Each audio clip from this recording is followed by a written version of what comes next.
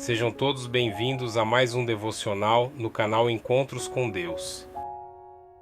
O Pai Nosso, acho que todo mundo conhece, né? É talvez a oração mais famosa do mundo, dita em tantas línguas por tanta gente diferente. É verdade.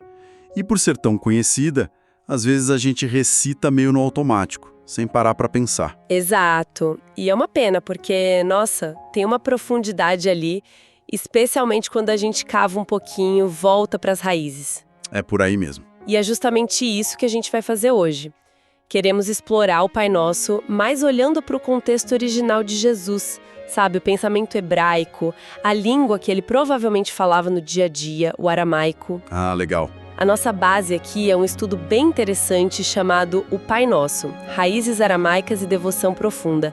A ideia é, sei lá, tentar ouvir essa oração como talvez os primeiros discípulos ouviram. Uma ótima proposta. E é bom lembrar rapidinho como era a coisa naquela época, né? Jesus, ali na Galileia, primeiro século, o aramaico era a língua do povo, a língua franca mesmo. Certo. O hebraico ficava mais para a sinagoga, para ler as escrituras, para a liturgia. E claro, o Novo Testamento chegou para a gente em grego, o grego koiné, que era a língua comum do Império Romano. Sim. Mas assim, a maioria dos estudiosos concorda. O ensino original de Jesus, e provavelmente essa oração também, foi em aramaico. Faz todo sentido. E a fonte que a gente está usando até traz uma versão dessa oração em aramaico que vem da tradição siríaca. É uma forma de aramaico um pouco posterior, mas que guarda muito dessa raiz antiga, né? Exato, preserva bastante. Acho que vale a pena a gente ouvir como soa mesmo que a gente não entenda nada. É impactante, é assim, ó. Abum da Bashmaya, Net Kadash Shmok, TT Malkutar, Neuesse Avianar, Aikana de Bashmaya, Af Beará, Hablan Lakma de Sunkanan Yomana, Vushbuklan Haubayan, Aikana da Fernandes Bakan Lahayabayan, Ulate Alan Leneciona e La Passionana Mimbisha. Mesmo sem entender, a sonoridade é outra, né? Dá uma sensação, sei lá, de algo antigo, mais terreno. Totalmente. Dá até um arrepiozinho. Então bora mergulhar na primeira frase. Pai nosso que estás nos céus. Em aramaico, Abum da Bashmaya. Chamar Deus de Pai, Abum, isso já devia ser algo bem forte para a época, não? Sem dúvida alguma. Olha, no Antigo Testamento, Deus até é chamado de Pai, mas geralmente Pai da nação de Israel, ou do rei. Ah, mas coletivo, né? Isso. Agora, essa invocação direta, pessoal, Abba, que é a forma enfática de Av, Pai, e que provavelmente está por trás desse Abum, Pai Nosso. Nossa, isso era muito íntimo. Traz uma ideia de proximidade, de confiança, de relação familiar mesmo. Uau! Só que Jesus não para aí. Ele logo emenda, Dade Bashmayaya, que estás nos céus. E aí vem o outro lado da moeda, né? Não é só um pai próximo, amigo, mas é o pai que está nos céus. Exatamente. E nos céus, que vem do hebraico Shamaim, não é só um lugar físico lá longe. Indica a esfera da soberania, da autoridade total, da transcendência de Deus. Entendi. Então, logo de cara, a oração já estabelece essa tensão. Fascinante. O Deus que é nosso Pai, super próximo, acessível, mas que ao mesmo tempo é o Rei Todo-Poderoso que governa tudo. Começar a orar assim já coloca a gente no lugar certo, uma mistura de reverência e relacionamento. Nossa, que jeito poderoso de começar, e não é só a intimidade, nem só a majestade. São as duas coisas juntas, inseparáveis. E a petição seguinte: santificado seja o teu nome. Netkadash Shmok. O que significa exatamente santificar o nome? Bom, aqui a gente precisa sacar o que nome, Shem, em hebraico, Shmok, em aramaico, significava naquele contexto cultural. Não era só um rótulo para identificar alguém como a gente usa hoje. Ah, tipo, não é só chamar Deus pelo nome Deus. Não mesmo. O nome de Deus representava a própria essência dele. Seu caráter, como ele se revelou, sua reputação, sua presença ativa no mundo e sua autoridade. Era algo muito mais pesado, entende? Entendo. Então pedir para santificar o nome é muito mais do que só falar que o teu nome seja considerado santo. Bem mais. O verbo nitikadash vem da raiz kadash, que significa separar, tornar distinto, tratar como sagrado. A petição, então, é para que o caráter santo de Deus, sabe, sua natureza única, totalmente separada do que é profano ou comum, seja reconhecida, seja honrada, se manifeste aqui no mundo. Certo. E tem um detalhe-chave. No pensamento judaico, isso acontecia muito pela vida do povo de Deus. É o conceito de Kiddush Hashem, a santificação do nome. Quando o povo vivia de acordo com a lei, honrava a Deus com a vida, o nome dele era santificado diante das nações. Quando não, bom, aí o nome era profanado. Caramba! Então, quando a gente ora isso, tá pedindo que a santidade de Deus brilhe no mundo, mas, ao mesmo tempo, a gente tá meio que assumindo a nossa parte nisso, tipo, viver de um jeito que honre a Deus. Precisamente. É um pedido que tem um compromisso junto. Você pede que Deus haja para defender a honra do seu nome, mas também reconhece, eu sou o representante dele aqui. Uau, forte isso! E conecta bem com a próxima parte que parece tão central no que Jesus ensinava. Venha o teu reino, tete malkutá. Esse reino, o que era exatamente para eles? Esse é um ponto crucial, né? A gente ouve tanto falar em reino de Deus que a palavra pode ficar meio gasta. Mas para o pessoal da época de Jesus, o Malkut hebraico, ou Malkuta aramaico, não era primariamente um lugar para onde se vai depois de morrer, sabe? Ou um território geográfico. Não. Então era o quê? Era o reinado ativo de Deus, o governo soberano dele se manifestando na história. É algo dinâmico. Ah, então é algo que vem, que meio que invade a nossa realidade aqui. Sim, é pedir que a ordem de Deus, a justiça dele, a paz dele, o governo do Messias, que tudo isso se estabeleça aqui e agora, começando na vida de quem se entrega a ele e caminhando para culminar na manifestação final total. Não é um pedido passivo por algo lá no futuro distante. É um clamor ativo. Deus intervém agora na bagunça do mundo. Faz muito sentido. É um pedido por transformação radical, né? Começando por dentro. E como isso amarra com a frase seguinte? Seja feita a tua vontade, assim na terra como no céu. Em aramaico, Narue sevianar aikana de bashmaia af beará. A ligação é total. Pensa bem, se o reino é o governo de Deus em ação, a vontade, Hatson, em hebraico, sevianaka, aqui no aramaico, é o que esse governo quer e faz. É o plano perfeito de Deus, a intenção boa soberana dele para a criação. O céu é onde essa vontade já acontece sem nenhuma resistência. Perfeitamente. E alinhamento, eu diria. É como dizer, Pai, que a realidade perfeita do teu governo, como ela já existe lá no céu, invada e transforme essa nossa realidade terrena aqui e que comece por mim. É submeter a nossa vontade, nossos planos, nossa agenda pessoal ao querer soberano do rei. E veja bem, não é uma resignação passiva, tipo, fazer o quê? É uma cooperação ativa com o que Deus quer fazer no mundo. Tô percebendo como uma petição leva a outra. É uma construção. Começa com o relacionamento pai, aí vem a reverência, nome, o desejo pelo governo divino, reino, e a submissão a ele, vontade. E aí sim chegam as necessidades práticas. O pão nosso de cada dia dá-nos hoje, ablan lalag mas com cana em omaná. Essa parece mais simples, né? Ou não? Não existe em outros textos gregos da época. Deu um nó na cabeça dos tradutores por séculos. Sério? E o que ela pode significar? Pode ser necessário para a existência, para o dia de hoje, mas tem gente que sugere que pode ser para o dia que vem. Talvez até com uma piscadela para o futuro, para o pão da era messiânica, o banquete final do reino. Que interessante essa dupla possibilidade. E o aramaico, laksma desunkanan? É mais direto. O aramaico aqui parece mais pé no chão. Lakma é pão, simples assim. E desunkanan significa da nossa necessidade, aquilo de que precisamos.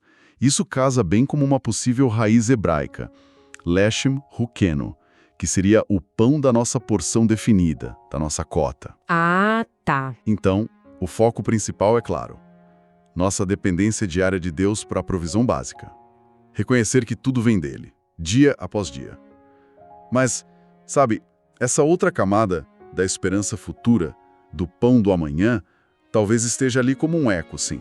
Reconhecer a dependência de hoje, mas sem perder a esperança do banquete de amanhã. Gostei disso. Aí vem o perdão. Perdoa-nos as nossas dívidas, assim como perdoamos aos nossos devedores. Shubuk lan havão Harai Canada Shibakan lan Hayamakabain. A palavra dívidas, shabak, me chamou a atenção. Por que não pecados ou ofensas, como a gente costuma ouvir? Essa escolha de palavra é muito, muito rica. Havó em aramaico e Rov em hebraico significa literalmente dívida, obrigação. No jeito semítico de pensar, o pecado muitas vezes é visto como uma falha em cumprir o que a gente deve a Deus e aos outros. É como se a gente contraísse uma dívida moral ou espiritual. Uma dívida. Entendi a imagem. E perdoar, que é shabuk. O verbo shabuk, que corresponde ao grego afieme, significa soltar, liberar, cancelar, remitir essa dívida. A imagem é bem concreta, né? De alguém rasgando uma nota promissória. E a estrutura da frase é crucial. A gente pede que Deus nos libere das nossas dívidas na medida em que, ou porque também, nós liberamos aqueles que nos devem. Ah, então não é que o nosso perdão aos outros causa o perdão de Deus. Mas é tipo a condição para receber ou a prova de que a gente entendeu e recebeu o perdão dele. Exatamente isso. Jesus contou parábolas sobre isso, lembra? Aquela do servo que devia uma fortuna, foi perdoado, mas depois não perdoou uma mixaria do colega. Lembro, sim. Quem experimentou o cancelamento de uma dívida impagável por Deus, precisa, por coerência, por gratidão, cancelar as dívidas bem menores que os outros têm consigo. A ética do reino nasce direto da graça que a gente recebeu. Não tem como querer o perdão de Deus e ficar guardando mágoa ou cobrando os outros sem parar. Coloca o perdão numa perspectiva muito prática, né, e relacional. E as últimas petições? Não nos deixes cair em tentação, mas livra-nos do mal. O latalém alicionar, ela pacham bichá. O que é essa tentação, nessionar? Aí temos outra palavra com duplo sentido, bem comum no hebraico e aramaico. Nisayon, em hebraico, nessioná, em aramaico e peirasmos, em grego. Pode significar tentação, no sentido de ser seduzido para o pecado. Certo. Mas também significa prova, teste, tribulação, uma dificuldade que testa a nossa fé. Ah, então não é pedir para nunca ter dificuldade ao ser testado na vida? Provavelmente não. A vida é cheia de testes, né? A ideia parece ser mais, não nos permitas entrar numa prova que seja pesada demais para a gente aguentar, ou não nos deixe sucumbir, cair quando estivermos sendo provados ou tentados. É um pedido por proteção e força dentro da dificuldade para a gente não ser derrotado por ela e acabar negando a fé ou caindo feio. Entendi. É um pedido de ajuda para passar pela prova, não para evitar a prova. E o mal, bicha? É um mal genérico, tipo maldade, sofrimento? Ou é algo mais específico, tipo o maligno? Ótima pergunta. A palavra aramaica bicha, assim como a hebraica ra e a grega ponerô, pode ser neutra, o mal, a maldade em si, o sofrimento, ou pode ser masculina, o maligno, Satanás.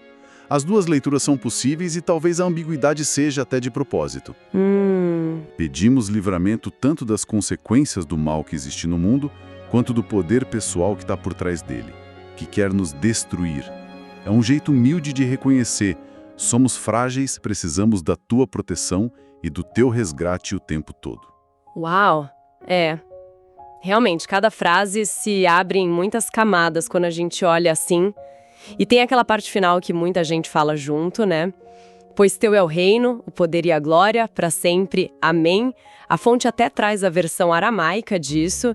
Metou dedilak, rimalkusa, wahailá, uiteshvuhata, lalmas almin. Amém.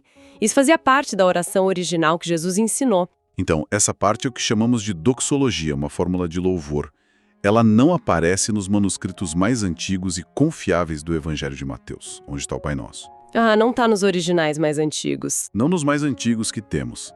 Mas olha, é uma fórmula de louvor muito antiga, claramente inspirada em textos do Antigo Testamento, tipo lá em 1 Crônicas 29. Ela foi adicionada bem cedo na tradição da igreja, provavelmente para usar na liturgia, no culto, como um jeito bonito de encerrar a oração, afirmando de novo a soberania de Deus. Faz sentido, como um fecho mesmo. Depois de pedir tudo aquilo, você termina voltando para Deus e dizendo: afinal, o reino, o poder, a glória são teus. Exatamente. Ela fecha o ciclo, coloca todas as nossas petições debaixo da perspectiva da grandeza eterna de Deus. É um ótimo arremate. Ok, que viagem, hein? Fizemos esse mergulho nas raízes da oração. Recapitulando um pouco. A gente viu como chamar Deus de Pai Nosso nos céus junta intimidade e soberania de um jeito único. Isso. Como santificar o nome tem a ver com a reputação de Deus sendo vista no mundo e a nossa parte nisso. Como o reino é o governo ativo de Deus invadindo a história, a vontade é nosso alinhamento com esse governo. Perfeito. O pão é a nossa dependência diária, mas com o olhar na esperança que vem. As dívidas lembram das nossas obrigações nos relacionamentos e da ligação total entre perdoar e ser perdoado. Fundamental. E o pedido final é por proteção nas provas da vida e livramento do mal, seja ele genérico ou específico. Parece que olhar para o aramaico, para o hebraico, realmente transforma a oração. Deixa de ser só uma lista de pedidos que a gente decorou. E vira quase um roteiro para um relacionamento profundo com Deus, né? Abarca quem Ele é para nós, Pai soberano, como a gente se relaciona com a santidade dEle, com o governo dEle, como a gente depende dEle para absolutamente tudo, como a gente vive em comunidade, perdoando porque foi perdoado, e como a gente enfrenta as lutas da vida com a ajuda dEle. É muito completo. E a fonte que a gente usou até dá umas dicas de como essa compreensão pode mudar a nossa oração na prática, né? Sim, sugere umas atitudes bem práticas. Por exemplo, quando for orar, começar focando mesmo nessa relação pai-filho, sentir a proximidade e ao mesmo tempo a majestade, antes de sair pedindo as coisas.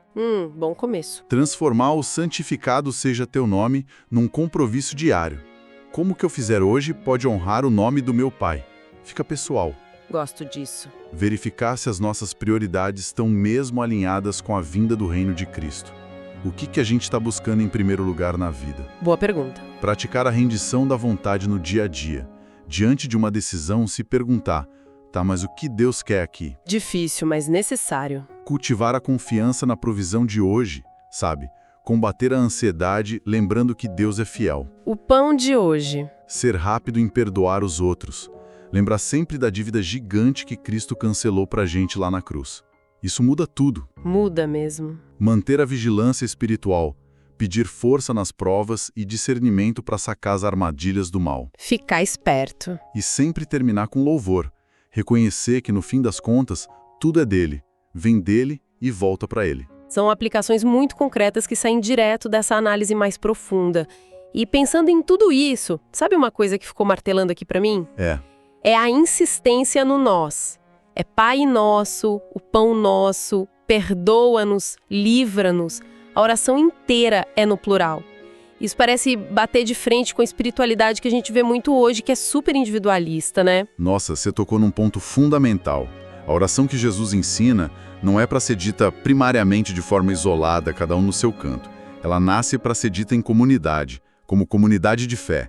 O eu está totalmente dentro do nós. É verdade. Minha relação com o Pai está ligada à minha relação com meus irmãos e irmãs. As minhas necessidades estão ligadas às necessidades de todo mundo. O meu perdão está ligado ao perdão que eu ofereço para os outros. É tudo conectado. Fica então essa provocação final, né, para quem está acompanhando a gente. Como essa dimensão comunitária tão forte lá na raiz da oração desafia o nosso jeito de orar e de viver a fé hoje. Será que a gente está realmente orando como um corpo, preocupados com o pão nosso e o perdão nosso? Ou será que a nossa oração virou só um eco dos nossos desejos e problemas individuais? É uma ótima reflexão. Fica aí para a gente pensar a partir dessa redescoberta tão rica do Pai Nosso.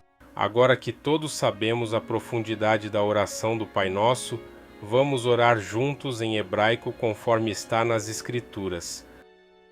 Que não seja apenas palavras, mas uma entrega do nosso coração diante de Deus, reconhecendo a santidade do seu nome, a sua vontade soberana e a nossa total dependência dele. Avinu shebashamayim yetkadesh shimcha, tavo malchutecha yeaser retzoncha, כאשר בשמיים כן בארץ. תן לנו היום לחם חוקנו, וסלח לנו על חטאותינו, כמו שסולחים גם אנחנו לחייבים לנו, ואל תביאנו לידי ניסיון, כי אם הצילנו מן הרע, כי לך הממלכה והגבורה והתפארת לעולמי עולמים. Amém. Obrigado por se juntar a nós em mais um devocional do canal Encontros com Deus. Que a mensagem de hoje inspire sua fé e guie seus passos ao longo do dia. Não se esqueça de se inscrever no canal, curtir, compartilhar e deixar seus comentários. Sua participação é muito importante para nós. Nos encontramos novamente no próximo devocional. Que Deus abençoe ricamente o seu dia.